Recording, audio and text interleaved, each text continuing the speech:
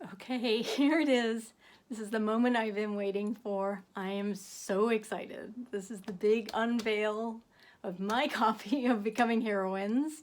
It took a little bit extra longer to get here, but that's okay. It's here now, thank goodness.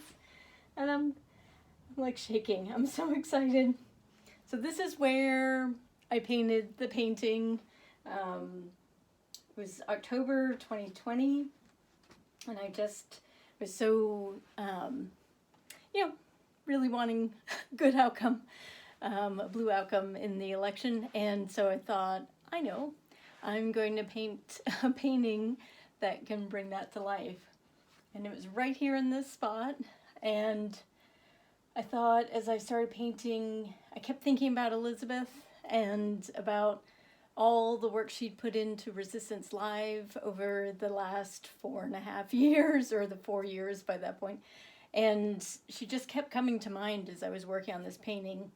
The painting was quite different from other ones I'd done, which I didn't quite understand, like, why is this piece so different? Like, if you look at my fall, when was it? It was my January collection, I think. If you look at the collection I released in January, it was quite different from the other pieces. I didn't fully understand that, but I just knew this was a painting I had to paint, and was obviously very excited when November/December/January came around, and there was a change in administration, and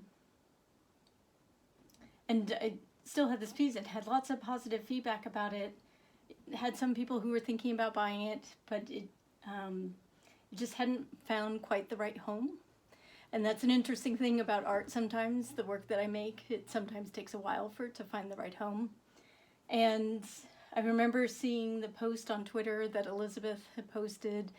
She shared a book cover draft and said, we've been working on the book covers. What do you think of this? And it was early on a Wednesday morning. I remember it very clearly. And I was up extra early for some reason that day.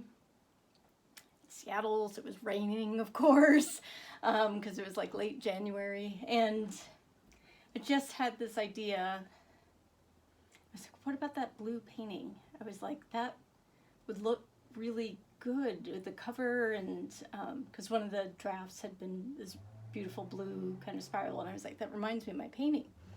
And so I quickly did a little mock-up. I have some online tools I can use to mock up things, and then I was like, oh my goodness.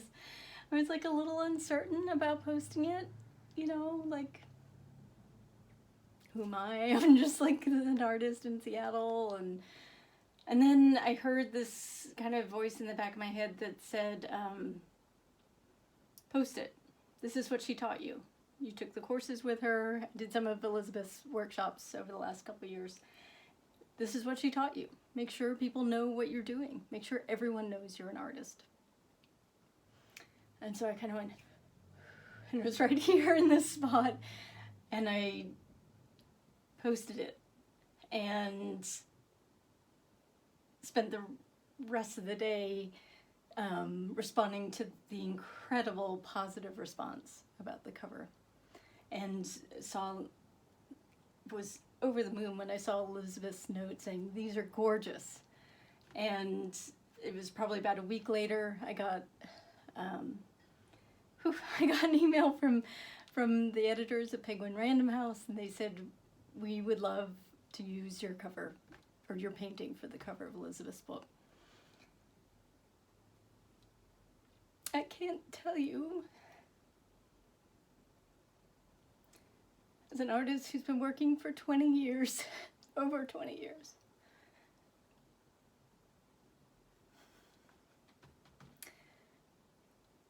it means so much. So this is for all the artists who've had that dream, kept working. Also, read the chapter Elizabeth wrote in Becoming Heroines about gifts. I've been listening to the book even though I've been waiting for my printed copy. That's a chapter for us artists. I mean, the whole book is for us artists, don't get me wrong. But that chapter really, listened to it today and then kind of had to take some time to really process. To really process. So here we are.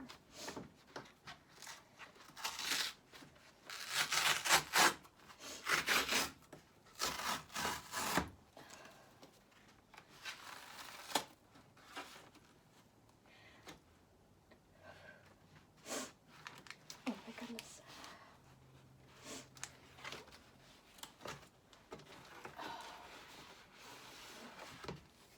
Oh my goodness.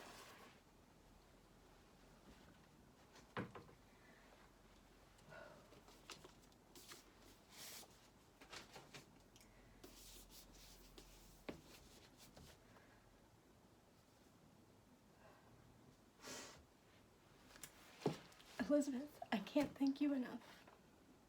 Thank you for writing this book, and thank you for inviting me and my art to be part of it. I'm deeply honored and deeply grateful.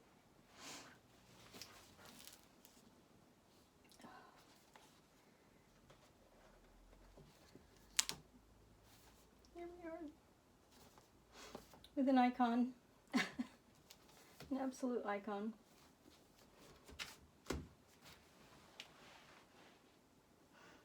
Thank you.